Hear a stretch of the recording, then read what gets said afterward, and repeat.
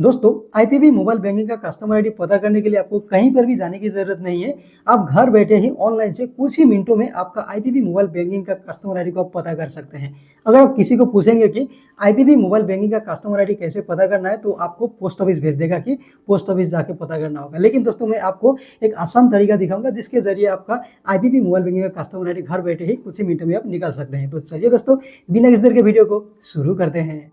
तो आपका IPB account का कस्टमर आईडी पता करने के लिए आईपीबी ऐप को ओपन करके लॉगिन नाउ पे जाना है। उसके बाद आपका मोबाइल नंबर वेरिफिकेशन के लिए सिम कार्ड को सेलेक्ट करके नीचे आपको ये बॉक्स में टिक करके स्टार्ट एसएमएस वेरिफिकेशन में क्लिक करना है। स्टार्ट एसएमएस वेरिफिकेशन में क्लिक करने के बाद कुछ देर आपका यहाँ पे टाइम लेगा। आपका मोबाइल नंबर जब वेरिफिकेशन हो जाएगा तो आपको यहाँ पे ये वाला एड्रेस आपको दिखने को मिल जाएगा और आपको यहीं से ही आपका आईपीबी अकाउंट का जो कस्टमर आईडी है वो आप पता कर सकते हैं। ओके, तो आपका जो ये कस्टमर आईडी है वो आप यहीं से निकाल सकते हैं। नीचे में देखिए, click here to find your account and CIF details, यानी आपका आईपीबी अकाउंट का जो कस्टमर आईडी और अकाउंट नंबर है वो आप यहीं से निकाल सकते हैं। उसके लिए आपको यहाँ पे क्लिक हियर में क्लिक करना है। क्लिक हियर में क्लिक करते ही आप आईपीबी का एसएमएस बैंकिंग का साइट में पहुंच जाएंगे और आपको यहाँ पे कुछ इस टाइप का इंटरफेस दिखने को मिलेगा।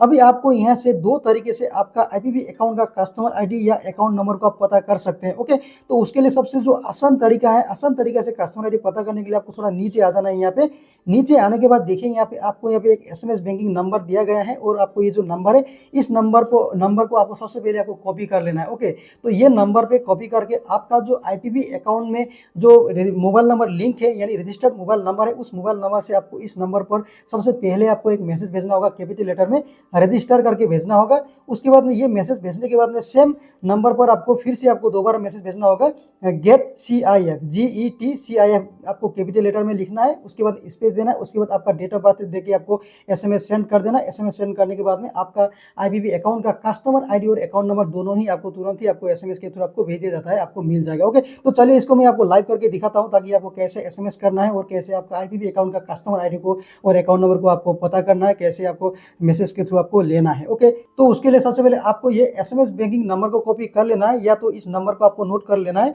उसके बाद में आपका एसएमएस बॉक्स में आ जाइए। एसएमएस बॉक्स में आने के बाद में नीचे में आपका स्टार्ट चार्ट या न्यू टेक्स्ट में आपको नया मैसेज के लिए आपको ओपन कर लेना है। ओके, तो यहाँ पे स्टार्ट चार्ट में जाने के बाद आपको 2 में देखिए, यहाँ पे आपका जो नंबर आपने कॉपी किया था या नोट किया था एसएमएस बैंकिंग का, उस नंबर का आपको 2 में डालना है। डाल के आपको नीचे ओके में या राइट में क्लिक करते हैं। नंबर के लिए एसएमएस के लिए आपका यहाँ पे रेडी हो चुका है। अभी एसएमएस बॉक्स ओपन हो चुका है। अभी आपको नीचे टेक्स्ट मैसेज में जाना है। नीचे टेक्स्ट मैसेज में जाके या न्यू मैसेज में जाके अभी आपको सबसे पहले यहाँ पे टाइप करना है, कैपिटल लेटर में रजिस्टर टाइप करना है। ओके, कैपिटल लेटर में रजिस्टर टाइप करके आपको इस मैसेज को आपको सबसे पहले भेज देना होगा। रजिस्टर जब भेज देंगे उसके बाद में अभी आपको फिर से दोबारा यहाँ पे मैसेज टाइप करना है, कैपिटल लेटर में गेट CIF, GET CIF, इस तरह से कैपिटल लेटर में टाइप करना है। उसके बाद में आपको एक स्पेस देना है यहाँ पे आपको। ओके, जस्ट आपको एक बार स्पेस देना है। उसके बाद में अभी आपका जो डेट ऑफ बर्थ है, आपका आधार वाला डेट ऑफ बर्थ, वो आधार वाला डेट ऑफ बर्थ आपको यहाँ पे डालना है। मान लीजिए कि आपका डेट ऑफ बर्थ अगर 15 मार्च 1850 है तो आपका डेट ऑफ बर्थ यहाँ पे लिखना होगा 15/03/1850। यानी दोस्तों, आपका डेट ऑफ बर्थ लिखते समय यहाँ पे आपको किसी भी तरह का ऑब्लिक, हाइफन या डॉट वगैरह आपको देना नहीं है। आपका डेट ऑफ बर्थ जो है उसको आपको डायरेक्टली लिखना है। आपको जिस तरह से मैंने आपको दिखाया है यहाँ पे 15/03/1850 में किसी भी तरह का ऑब्लिक, हाइफन, डॉट नहीं है, डायरेक्ट लिखा।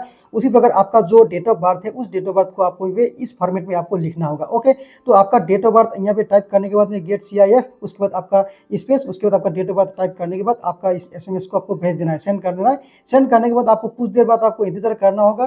कभी कभी आपको थोड़ा लेट में एसएमएस आता है या तो 1-2 मिनट के अंदर में एसएमएस आ ही जाता है आपको। ओके, तो सेंड करते ही देखिए थोड़ी देर बाद में यहाँ पे ऊपर में एसएमएस आ चुका है। अभी भी मैसेज बोल के और यहाँ पे ये ओपन कर लेते हैं। देखिए, ये ओपन करने के बाद में आपका इसी मैसेज में आपका आईपीबी मोबाइल बैंकिंग का जो आपका कस्टमर आईडी और आपका जो अकाउंट नंबर है वो आपको इस एसएमएस में दिया जाता है। ओके, देखिए यहाँ पे dear customer your account number is बोल के आपका अकाउंट नंबर, उसके बाद एंड CIF इज, मतलब CIF ही आपका कस्टमर आईडी है। ओके, CIF बोल के यहाँ पे 10 डिजिट का कस्टमर आईडी आपको दिया गया है। कभी कभी दोस्तों क्या होता है, आपका एसएमएस यहाँ पे इस तरह से ये फॉर्मेट में सही तरीके से भेजने के बाद में भी क्या होता है, आपका एसएमएस नहीं आता है। कभी कभी ये सर्वर प्रॉब्लम के लिए या साइट के इशू के लिए नहीं आता है। आपको कुछ देर रुकने के बाद में, कुछ देर वेट करने के बाद में फिर से आपको दोबारा आपको भेजना है। आपको याद रहे कि आप जिस नंबर से आप एसएमएस करेंगे वो आपका आईपीबी मोबाइल बैंकिंग के साथ वो आपका मोबाइल नंबर रजिस्टर्ड होना जरूरी है। अगर विदाउट रजिस्टर वाला मोबाइल नंबर से एसएमएस करेंगे तो आपको एसएमएस नहीं आएगा। ओके, तो आपको ये चीज़ फॉलो करना है। ओके, तो जब एसएमएस इस तरह से आ जाएगा तो आपका आईपीबी कस्टमर आईडी और अकाउंट नंबर भी मिल जाएगा। अगर इनकेस आप आपको यहाँ पे SMS करने के बाद में भी आपका कोई रिस्पॉन्स नहीं आ रहा है, आपको कस्टमर आईडी वगैरह अकाउंट नंबर डिटेल्स मैसेज के थ्रू आपको नहीं भेज रहा है, आपने सही फॉर्मेट में करने के बाद में भी, तो भी दोस्तों आपको चिंता करने की कोई बात नहीं, आपको वापस ये वाला पेज में आ जाना है। आपका IPP का जो SMS बैंकिंग का पेज है इसमें आ जाना है। आने के बाद में देखिए यहाँ पे आपको और एक तरीका है आपका कस्टमर आईडी पता करने के लिए। उसके लिए देखिए यहाँ पे एक नंबर दिया गया है, यहाँ पे देखिए कस्टमर केयर नंबर। तो ये कस्टमर केयर नंबर पे आपको कॉल करना होगा। कॉल करने के बाद में कॉल जब कनेक्ट हो जाएगा तो आप कॉल करने के बाद में अब कस्टमर केयर से भी आपका IPP मोबाइल बैंकिंग का नंबर ले सकते हैं। और कॉल कैसे करना है, कॉल करने का प्रोसेस क्या है वो आपको बता रहा हूँ। उसके लिए देखिए यहाँ पे डायल में जाने के बाद में कॉलिंग में जाके इस नंबर को यहाँ पे डायल कर देते हैं। डायल करने के बाद देखिए जब डायल करेंगे तो सबसे पहले तो आपको यहाँ पे आपको भाषा चुनने के लिए आपको नंबर दबाने को बताया जाएगा। ओके, तो आप कौन सा भाषा में बात करना चाहते हैं वो आपको नंबर यहाँ पे दबाना पड़ेगा। ओके, तो जब नंबर दबाएंगे, नंबर दबाने के बाद में थोड़ी देर बाद जब भाषा चुन लेंगे उसके बाद में फिर से आपको यहाँ पे कुछ नंबर बताया जाएगा कि सर्विसेज के लिए। ओके, तो आपको यहाँ पे एक 4 नंबर पे आपको बताया जाएगा कि IPP अकाउंट का खाता नंबर और ग्राहक संख्या जानने के लिए 4 प्रेस कीजिए बोलेगा। तो आपको 4 प्रेस कर देना। 4 प्रेस करने से कस्टमर एग्जीक्यूटिव से आपका कॉल थोड़ी देर बाद में कनेक्ट हो जाएगा। उसके बाद में आप बात करके आपका कस्टमर आईडी को आप ले सकते हैं। या तो आपको 9 दबाने के बताया जाएगा। ओके, तो 9 में डायरेक्ट यहाँ पे बताया जाएगा कि IPP का कस्टमर एग्जीक्यूटिव से बात करने के लिए 9 प्रेस कीजिए, 9 प्रेस कीजिए बोलेगा। तो आपको 9 भी प्रेस कर सकते हैं। 9 दबा के भी आप IPP का कस्टमर केयर से बात कर सकते हैं। ओके, जब IPP कस्टमर केयर से आपका कॉल कनेक्ट हो जाएगा तो आपको बोलना है कि गुड मॉर्निंग या गुड इवनिंग जो भी है वो आपको बोलना है। उसके बाद आपको बताना है कि आपका IPP अकाउंट का कस्टमर आईडी और अकाउंट नंबर आपको पता करना है, या आपका IPP अकाउंट का कस्टमर आईडी या अकाउंट नंबर आपको जानना है। तो ऐसे आपको बताना है। बताने से कस्टमर केयर एग्जीक्यूटिव वाले आपसे कुछ सिक्योरिटी क्वेश्चन पूछेगा। उस सिक्योरिटी क्वेश्चन का सही सही आपको जवाब देना है।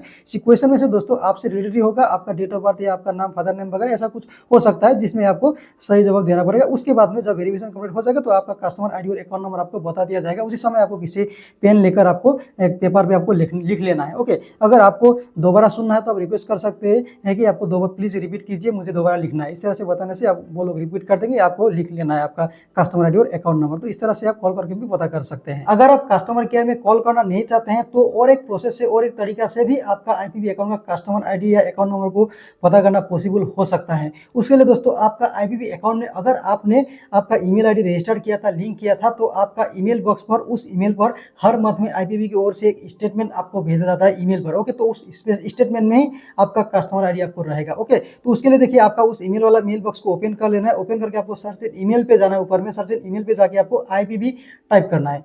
IPP टाइप करने के बाद में देखिए जितना भी स्टेटमेंट आया था वो आपको नीचे आ जाएगा। देखिए IPP ई स्टेटमेंट, इसको ओपन कर लेना है। IPP ई स्टेटमेंट ओपन करने के बाद में अभी आपको फिर से यहाँ पे नीचे आना है। नीचे आते रहिए। नीचे में आपको एक PDF फाइल आपको दिखने को मिल जाएगा। देखिए यहाँ पे PDF फाइल है। ओके, तो ये PDF फाइल आपको ओपन कर लेना है।